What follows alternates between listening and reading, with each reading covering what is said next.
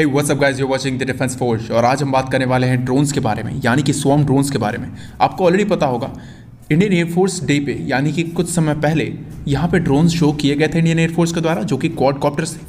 उसी तरीके से आज इंडियन आर्मी डे पे भी ड्रोन्स शो किए गए हैं और इस ड्रोन्स की कुछ स्पेसिफिकेशंस भी पता चली हैं, तो उसके बारे में आज हम बात करने वाले हैं। जैसा कि आपको पता होगा, पहले तो आप स्क्रीन पे ये देख लो कि ये ड्रोन्स हाइड आउट है। यहाँ पे ड्रोन्स को रखा जाता है, यानी कि जो भी बेसिस होंगे वहाँ पे यहाँ पे ड्रोन्स को रखा जाएगा। उसके अलावा हम बात कर लेते हैं, क्या ये ड्रोन्स स्वॉर्म ड्रोन्स होने वाले हैं? डेफिनेटली ये स्वॉर्म ड्रोन्स नहीं होने वाले हैं। स्वॉर्म ड्रोन्स जो अल्फा एस करके आएंगे वो HAL के द्वारा बनाए जा रहे हैं। ये एक टेक्नोलॉजिकल डेमोन्स्ट्रेटर है, अभी इसको और डेवलप किया जा रहा है, और लेकिन इसे अभी भी शामिल कर दिया गया है इंडियन आर्मी में। जैसे कि अगर कोई भी मिशन की रिक्वायरमेंट होगी तो ये भी अपने मिशन को परफॉर्म करने में पूरी तरीके से सक्षम होने वाले हैं।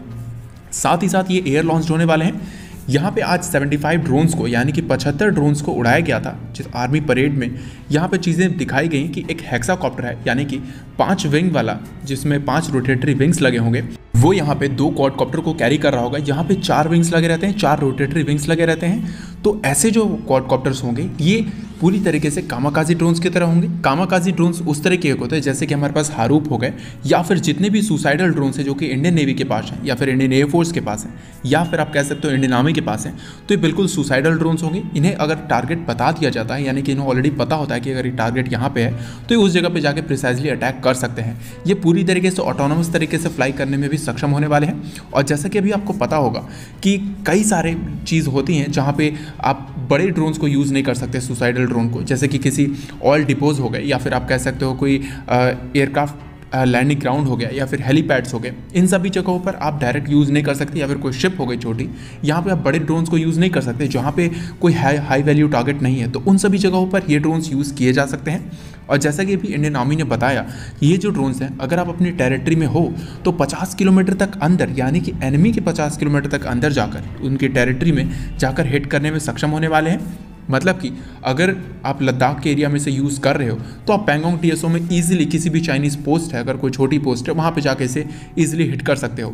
और जैसा कि अभी आपने देखा, मदरशिप ने क्वाडकॉप्टर को लॉन्च किया है, तो ये जो क्वाडकॉप्टर होगा, इसे जो भी टारगेट होगा, जैसे कि अगर कोई टैंक है, इसे ऑलरेडी बता दिया जाएगा और वो टैंक पे जाके प्रिसाइजली हिट करेगा। यानी कि टैंक पे जाकर ये जब अटैक करता है तो ये खुद ही एक्सप्लोड हो जाता है, जिससे टैंक के कई सारे जो पार्ट्स होते हैं, यानी कि कई सारे पार्ट्स डैमेज हो जाते हैं।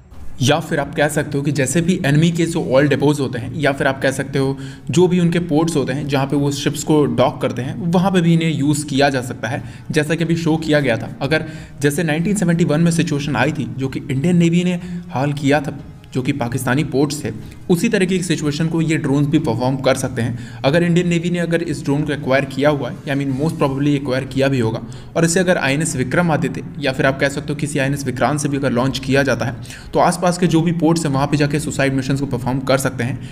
और अगर बात करें इंडियन आर्मी के यूज़ की, तो टेररिस्ट कैंप्स पे इसे ईजिली तरीके से यूज़ किया सकता है, क्योंकि टेररिस्ट मोस्टली अगर जब इंडिया में आने की कोशिश कर रहे होते हैं तो मोस्टली किसी कैंप में ही रहते, तो वहाँ पे भी इसे यूज़ किया जा सकता है।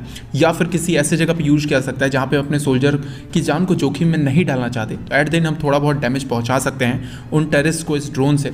लेकिन ये ड्रोन काफ़ी केपेबल होने वाला है, लेकिन इसको अभी भी बढ़ाया जा रहा है, यानी कि इसको अभी भी अपग्रेड किया जा रहा है। और हो सकता है कि इसकी जो साइज़ है उसको फ्यूचर में और बढ़ाया जाएगा, यानी कि ज़्यादा साइज़ होने की वजह से इसका जो आप कह सकते हो जो म्यूनिशन जो कैरी कर रहा होगा अपने अंदर, वो भी बड़ा होने वाला है। और साथ ही साथ यहाँ पे इंडियन आर्मी ने ये भी कहा है कि ये जो ड्रोन्स हैं ये सपोर्ट मिशंस काफ़ी अच्छी तरीके से परफॉर्म कर सकते हैं। यानी कि अगर कभी भी इंडियन फोर्सेस साथ साथ जा रही हैं, यानी कि अगर किसी एरिया में सर्जिकल स्ट्राइक कर रही हैं, या फिर कभी वॉर की सिचुएशन चल रही है, तो यहाँ पर ये ड्रोन्स जो हैं वो एनिमी का जो ध्यान है वो ईजिली भटका सकते हैं, या फिर जो सामने एनिमी की ब्रिगेड है, या फिर आप कह सकते हो जो यूनिट चली आ रही है, उस पर अटैक करके उन्हें थोड़ा बहुत नुकसान पहुँचा सकते हैं, जिससे कि जो यूनिट होगी वो अनस्टेबल हो जाएगी। उसके बाद जो फोर्सेस हैं उनका काम है जो आसान हो जाएगा। तो इसी तरीके के जो कुछ ड्रोन्स हैं वो भी यूज़ किए गए थे, यानी कि अभी कुछ दिनों पहले अपडेट्स आई थी कि उन ड्रोन्स को अपडेट किया जा रहा है जो कि सर्जिकल स्ट्राइक में यूज़ किए गए हैं। तो आज जैसे 75 की संख्या में ये जो ड्रोन्स यूज़ किए गए हैं, तो एज अ सेम आप इमेजिन कर सकते हो इस सिचुएशन को कि अगर कभी वॉर की सिचुएशन चल रही है, यहाँ पे अगर 50 मदरशिप को भी यूज़ किया जा रहा है, तो ऑलमोस्ट 100 जो क्वाडकॉप्टर ड्रोन्स होते हैं वो आपको आसमान में दिखेंगे। और इतने ड्रोन्स को देखकर कोई भी एनिमी, क्योंकि अभी तक किसी भी फोर्सेस को इतना एक्सपीरियंस नहीं है कि वो ड्रोन के सामने किसी भी तरीके से स्टैंड कर पाएँ या फिर 100 ड्रोन पे आप अचानक निशाना लगा सकते हो, तो सिचुएशन अलग होने वाली है और धीरे धीरे इन सारे ड्रोन्स को स्वॉर्म ड्रोन्स में भी कन्वर्ट किया जाएगा, जिस पे एचएएल काम कर रही है। और ये तो सिर्फ अभी टेक्नोलॉजिकल डेमोन्स्ट्रेटर है। स्वॉर्म ड्रोन्स, घातक यूसीएवी, रुस्तम 2 और साथ ही साथ रुस्तम 1, जिसको अभी कुछ दिनों पहले ही आर्म्ड करके दिखाया गया था, वो भी आने वाले हैं। आपको क्या लगता है इन सारी चीज़ों के बारे में? कॉमेंट करके जरूर बता देना। आज के वीडियो के लिए इतना ही। अंत तक वीडियो को देखने के लिए धन्यवाद। जय हिंद।